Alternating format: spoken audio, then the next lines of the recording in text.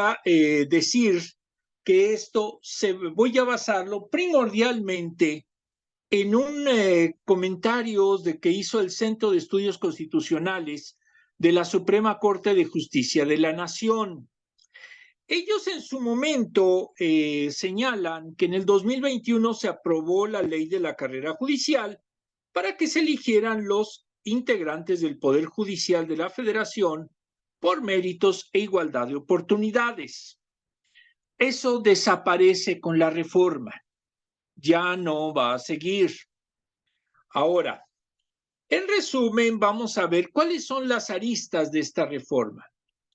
Primeramente, reducir los números de ministros de la Suprema Corte de Justicia de 11 a 9, artículo 94, párrafo segundo. Segundo, también eliminar las salas de la Suprema Corte de Justicia y únicamente funcionará el Pleno.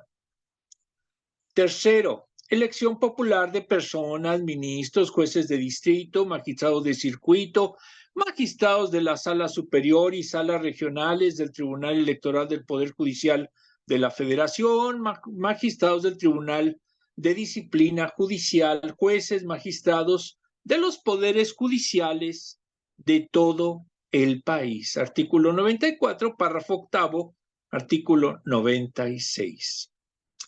Ahora, aquí suena en su momento muy bonito. Se van a elegir ya los ministros, los magistrados, los jueces.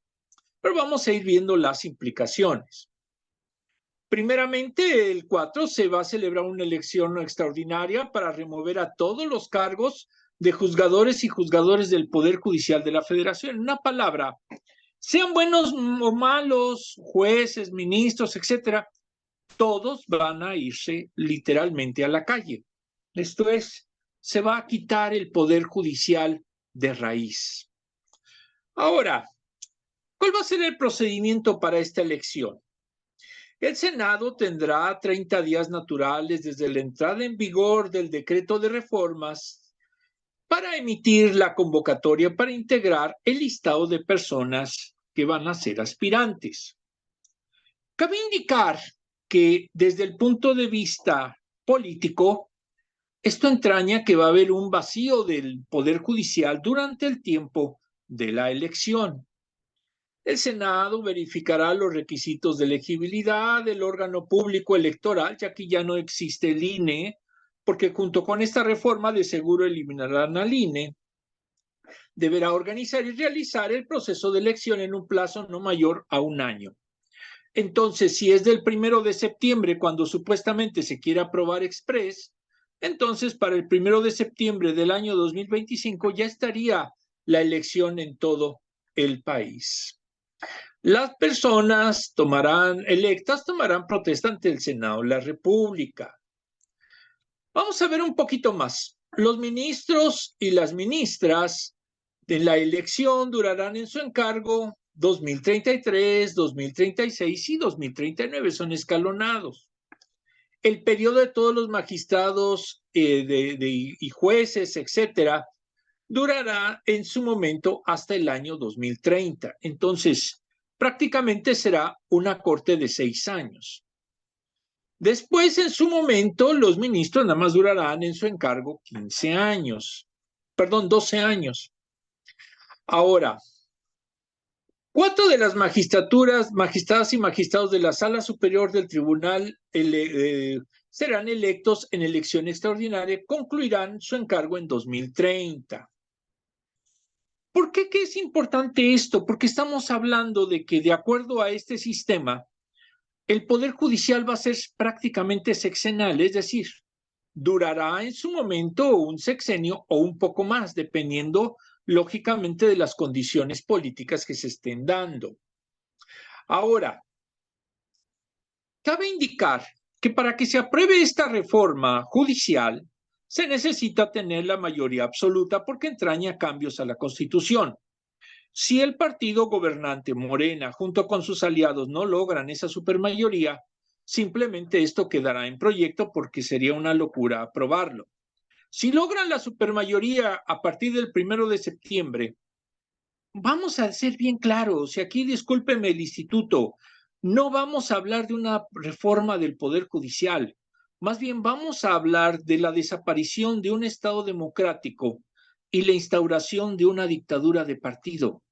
Si alguien en su momento pensó que la idea de que existiera un PRI todopoderoso, era en su momento imposible de darse otra vez en México, pues si se da esta reforma, entonces entraña que ya estamos en un nuevo PRI, pero ahora llamado Morena, por los próximos quizás 50 o 70 años, si es que el país lo aguanta.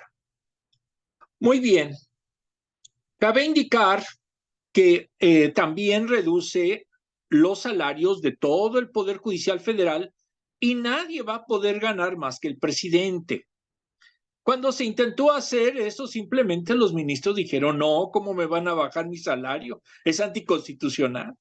Pero ahora sí ya no va a haber constitución y ahora va a haber en su momento un poder judicial títere, pues simplemente se va a poder hacer eso y mucho más. Cabe indicar que en su momento, cuando se realice la elección, tenemos un gran problema. ¿A quién se va a elegir? Los requisitos son que tengas título profesional de abogado, residencia y que no haya sido funcionario, etcétera. Pero tampoco debió de haber sido magistrado del Tribunal Electoral anterior, esto de acuerdo al artículo 95. Para la elección de los 9 ministros y de los 9 ministros y ministros, el Senado emitirá una convocatoria, etcétera. Bueno, esto es lo de forma, lo de fondo, lo que todos ya han visto. La publicidad es interesante porque no van a poder recibir apoyo de los partidos ni de entidades tampoco privadas. Pero, y aquí es donde viene la trampa, solamente serán dados los tiempos por el órgano electoral. Ahora, también está grave porque solamente el partido en el poder, pues lógicamente a sus elegidos, a sus palomeados, pues va a tener la posibilidad de que ellos sean los que estén en la televisión. Los demás, dudo que se les permita dar algún tipo de publicidad, y menos si son de orden privado. Aquí no va a contar la capacidad, acá iba a contar quién es el padrino.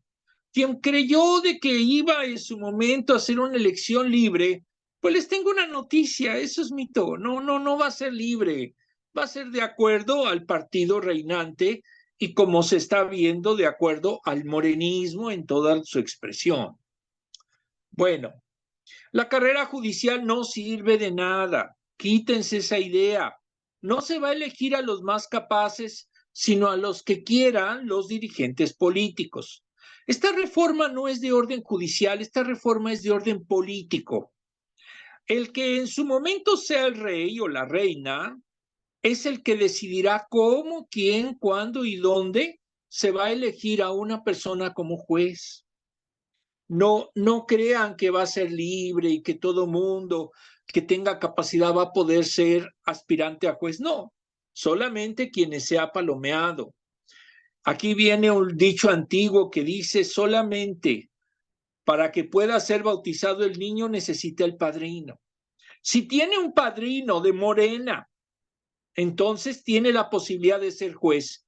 Si no es palomeado por el tlatoani o tlatoana, pues no va a tener ninguna posibilidad de ser juez o magistrado, ni mucho menos ministro.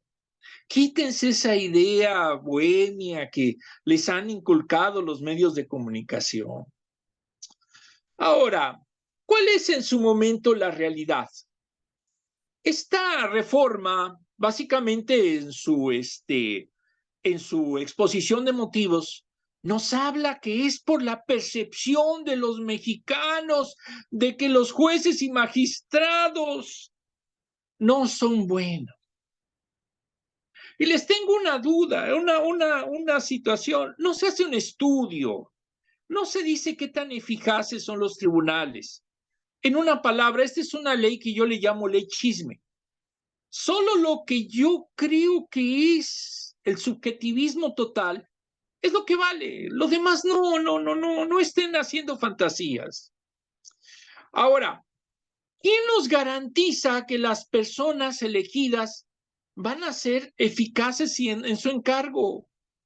Pues no hay garantías.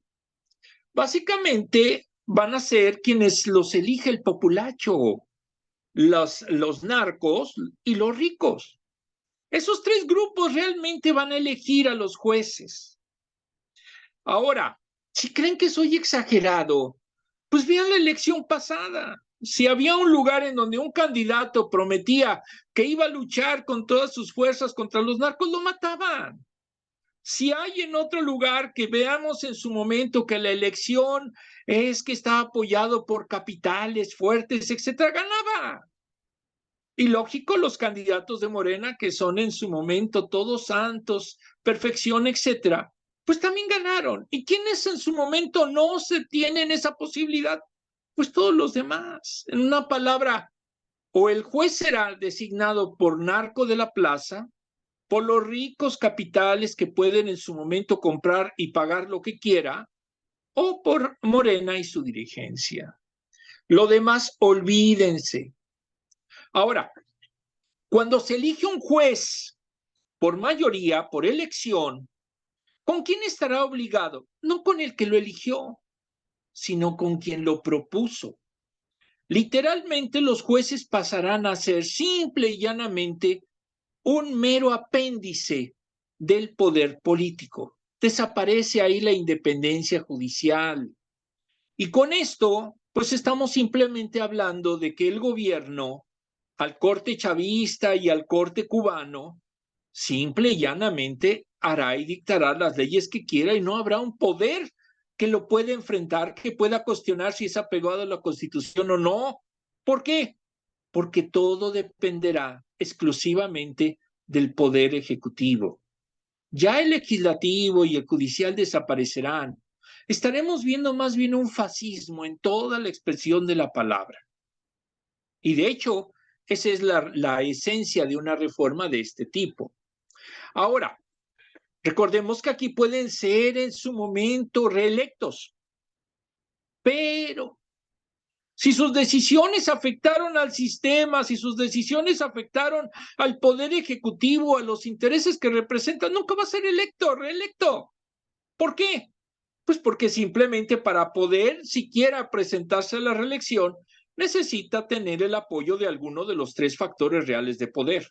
Si no lo tiene, pues nunca lo va a hacer. O sea, es una utopía en la que en apariencia de una supuesta democracia se está haciendo la formación de un sistema de justicia fascista, de corte marxista. Y con esto, créanme que se está preparando una dictadura de partido. Ahora, aquí también en su momento van a decir de que se va a cambiar en su momento todo. En el Poder Ejecutivo hay más de 277 mandos que no tienen elección. ¿Y qué pasa si en su momento, si quieren utilizar esa misma situación, pues que todos los mandos de todos los lugares, de todo el del Ejecutivo también que sean electos? No, pero ahí no. Ahí el Ejecutivo depende solo de Tlatoani, del presidente y ya, o de la presidenta. Entonces, pues la realidad es que simple y llanamente van a llegar a la Corte personas totalmente analfabetas en todos sentidos, incluyendo el derecho. En tiempos de la Constitución de 1857 ya en México se intentó hacer esto y resultó un fracaso. Como ministro, por ejemplo, se designó al general Porfirio Díaz y él por vergüenza política dijo, no, mejor yo renuncio porque no sé nada de esto. Pero a ver si lo vuelve a hacer una persona con el salario que va a tener. Ahora, como lo he dicho, no garantiza de que las elecciones lleguen los mejores. Con las elecciones pasadas se demostró que a pura bala se llegan los candidatos que quieren en su momento llegar de que quieren que los tres entes que gobiernan en este país llegan. ¿Cuánto llevo de tiempo? Va bien, ¿Cuánto? maestro, va bien, llevas 25 minutos. Bueno, entonces ya voy rápido. Ahora, en la experiencia mundial, Bolivia intentó hacer esto y pues simplemente no funcionó. Ahora, resumiendo, ¿van en su momento a ser las personas electas eficientes? No. ¿Por qué? Porque no tienen experiencia. ¿Qué va a pasar? Pues simplemente los juicios se van a paralizar y esto va a provocar que cuando usted quiera hacer un juicio, si no es de los bendecidos del partido, si no es del capital extremadamente fuerte o si no es de los narcos, nunca va a avanzar su juicio. ¿Qué va a pasar en su momento cuando un nuevo juez entra en funciones? Tan solo para conocer los expedientes, ¿cuánto se va a tardar?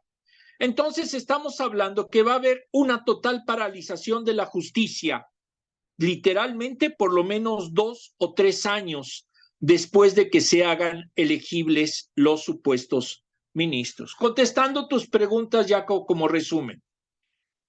¿Qué impacto tendrá la reforma judicial entre el gremio de abogados? Estamos a un paso de desaparecer como gremio, porque esta reforma no garantiza siquiera que se vayan a necesitar abogados. ¿Por qué? Porque todo dependerá de las decisiones políticas. Olvídense de la ley y esa ya no se respetará en ninguna forma. ¿Por qué? Porque importará en su momento más lo que dice la autoridad política que lo que dice la ley. ¿Qué pasa si un juez osa desafiar al sistema? No lo van a reelegir. Y tienen un tribunal de disciplina judicial que lo puede cesar en cualquier momento. Entonces, literalmente, olvídense de estar litigando. Va a pasar como sucede en Cuba, en donde los abogados son mero objeto decorativo porque el gobierno abarca todo y no permite que se haya ninguna discusión sobre sus decisiones. 2. ¿Qué impacto tendrá la reforma judicial en las personas justiciables en la actualidad? Prepárense porque sus juicios se van a retrasar 2 o 3 años como mínimo. ¿Por qué? Porque no va a haber jueces. Y los que hay en su momento, pues no van a saber. Y de aquí a que le entienden, estarán hablando de 2 o 3 años. Y hay otro gran problema. No podemos ejecutar una sentencia. Es casi imposible en la Ciudad de México. Y hay otro gran problema. Están desapareciendo juzgados civiles y familiares. ¿Por qué? Porque hay que encarecer la justicia para que sea más cara y solamente los más ricos, los poderosos o los narcos tendrán, lógicamente, la posibilidad de que se les haga justicia. Tercero, ¿qué no contempla la reforma que considero deberá integrarse? Cambiar la ley. O sea, la ley es demasiado compleja. Si realmente quieren hacer una justicia expedita, se necesita cambiar todo el sistema de ley para que sea y todo el mundo lo entienda. Pero eso no lo contemplan. La ley seguirá siendo inexpugnable y realmente ahora peor porque ni siquiera habrá jueces o ministros que la pueden interpretar. 4. ¿En qué caso de hubiera una elección por voto de los miembros del Poder Judicial, cómo deberá operar este sistema de elecciones? Si ya va a haber un aparato electoral del mismo sistema, del mismo Morena, como anteriormente lo tenía el PRI, pues simplemente va a ser quienes ellos quieran los que estén en la lista. A los demás no se les va a permitir. ¿Por qué? Porque solamente son buenos los de los míos. Y esa es una acción fascista totalmente. El gran Mussolini lo hizo, también en su momento Hitler, etcétera. Y ese es el modelo que están siguiendo este gobierno. 5. ¿Qué papel deberían de desempeñar los colegios de profesionales en esta reforma que se plantea? Primeramente, hacer mención que si la reforma llega a implementarse, literalmente será el gran fracaso de los abogados en México. ¿Por qué? Porque no pudieron defender la Constitución, porque hicieron que por una artimaña legal se diera una supermayoría que se supone nunca se iba a dar en México.